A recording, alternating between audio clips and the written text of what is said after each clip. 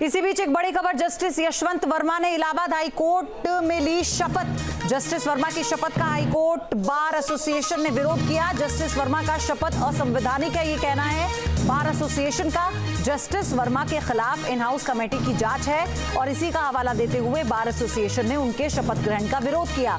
ये तय हो कि सबूतों में कोई छेड़छाड़ नहीं हो। आज जले नोट मिलने के बाद चर्चा में आए थे जस्टिस वर्मा।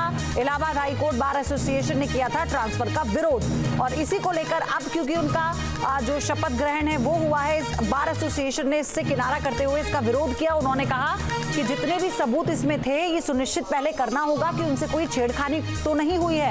आपको बता दें कि दिल्ली में उनके आवास पर आग लगी थी, वो शहर में नहीं थे।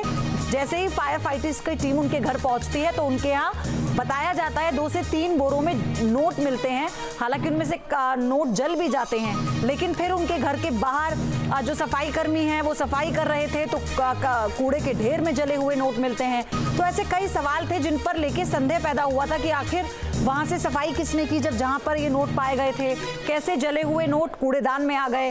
तो ये ऐसी कई बातें हैं जिसको लेकर सवाल उठाते रहे हैं। लेकिन अब चूंकि सुप्रीम कोर्ट की तरफ से यानी चीफ जस्टिस ऑफ इंडिया की तरफ से उनका जो तबादला है वो इलाहाबाद किया गया, इसी का विरोध इलाहाबाद बार काउंसिल कर रही है। उनका ये कहना है कि ये कोई कूड़ेदान नहीं है जिसमें आप किसी को भी ट्रांसफर कर देंगे अगर किसी पर करप्शन का आरोप लगता है। पहले जांच होने दीजिए, इन हाउस जांच क्योंकि चल रही है। आपको ये भी हम बता दें, इससे पहले एक वीडियो जारी कर चीफ जस्टिस की तरफ से, सुप्रीम कोर्ट की तरफ से ही ये जानकारी दी गई थी कि एक लमसम कितना आंकड़ा हो सकता है उन नोटों का, कितनी वो राशि हो सकती है, क्या जांच चल रही है।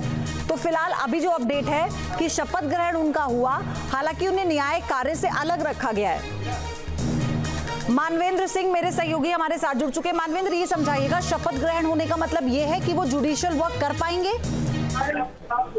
जी देखिए, उनका जुडिशियल पावर पहले ही जो सुप्रीम कोर्ट कोलेजियम है उसने सीज कर रखा है जी। अभी वो जुडिशियल वर्क नहीं कर पाएंगे और जब तक की जो एसआईटी जांच चल रही है शायद तब तक उनको जुडिशियल पावर न दिया जाए।